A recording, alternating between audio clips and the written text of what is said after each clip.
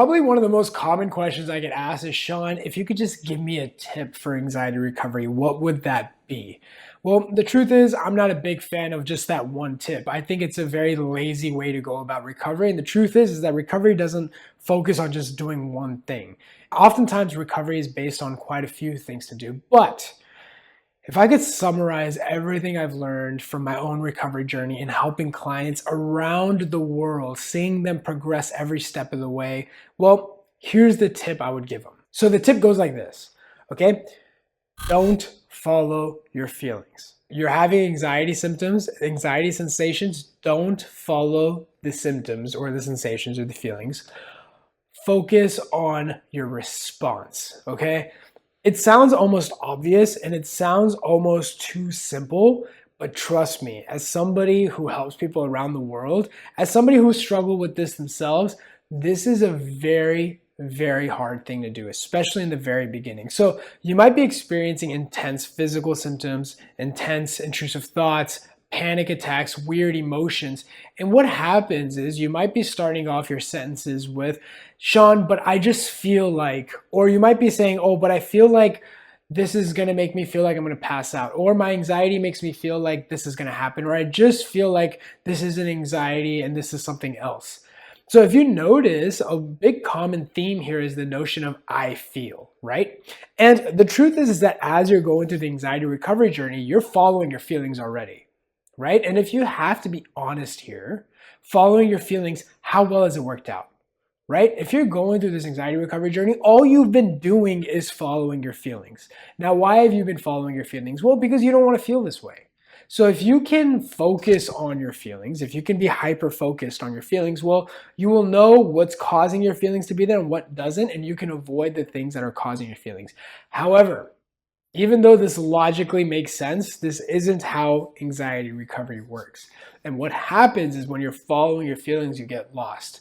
How many times have you felt like there was something seriously wrong? You felt like something was seriously wrong, and then you went to the doctors and they just didn't care that much, or they almost neglected you, or they just said it was fine, it was just anxiety. And in your mind, you were like, no, but this feels so real. How is anybody else not really recognizing this? And I remember going through the same thing. I remember I was so dumbfounded. I remember I would be driving back with my parents and I was like, how is this nothing? This is just way too intense. And so what was happening? I was following my feelings, right? And with anxiety is that anxiety is going to be loud. It's going to create very uncomfortable and unusual feelings because it wants to be the dominant force in your life right now. See, anxiety is not trying to ruin your life, but what it is trying to do is it's trying to keep you alive. It's focused on survival. And when it comes to survival, there's nothing more important. So what your anxiety is going to do is it's going to do everything to keep you alive, including making you experience intense feelings, symptoms, sensations, emotions, so that you can recognize it's there. So what happens is that instead of focusing on your feelings, what the focus should be on is the response. See, when you focus a lot on your feelings, what happens is you naturally are hyper-focused. Now, anytime you focus on something, anxiety grows. It gets larger. This is anything. This isn't even just anxiety. If you focus on anything long enough, that's all you see. You don't see anything else. And what happens is whatever sensations you're feeling, it becomes magnified, right? Attention is like that. It's like a magnifying glass.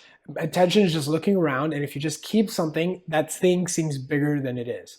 So what happens is a lot of people focus on the feelings. They try to focus on the feelings, and because of that, the feelings just are really intense. That's all they focus on. That's all their life is. It's just avoiding certain feelings and not. But that's not the point of life. The point of life is to live, not to avoid feelings. So instead of focusing on the feelings, what you should focus on is focus on the response. How are you responding to these feelings? That's the key.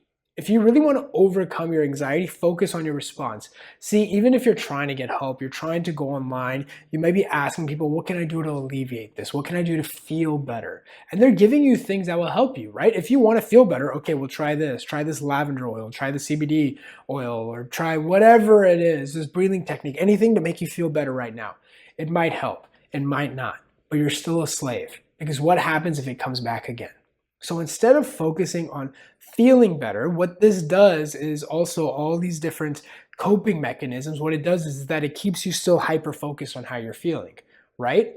And what happens is you become a slave to that product, whatever that is, whether it's that breathing technique, whether it's that CBD oil, whatever it is you're really dealing with. What happens is you become a slave. You become so focused on the feelings that anytime that feeling comes up, you want to minimize it, right? And you just start coping with it.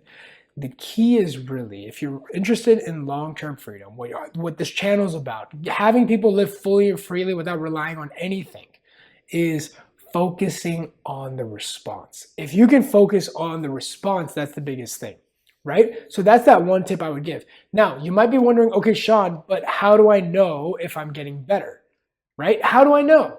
How do I know for sure if I'm getting better or not? That's a really good question, right? Because the focus is, how do I feel better, right? That's the goal. And I understand that's a good goal. That's fine. There's nothing wrong with wanting to feel better, right? So if your measurement of feeling better isn't your feelings, but it's your response, well, then how do you know if you're getting better, right? Well, here's how you know, okay? What happens is that you're really focused on the day-to-day feeling, right? I feel good today, good. I feel bad today, bad, right? And so you're looking at it from a day by day, you're hyper-focused on it. Now, here's the thing.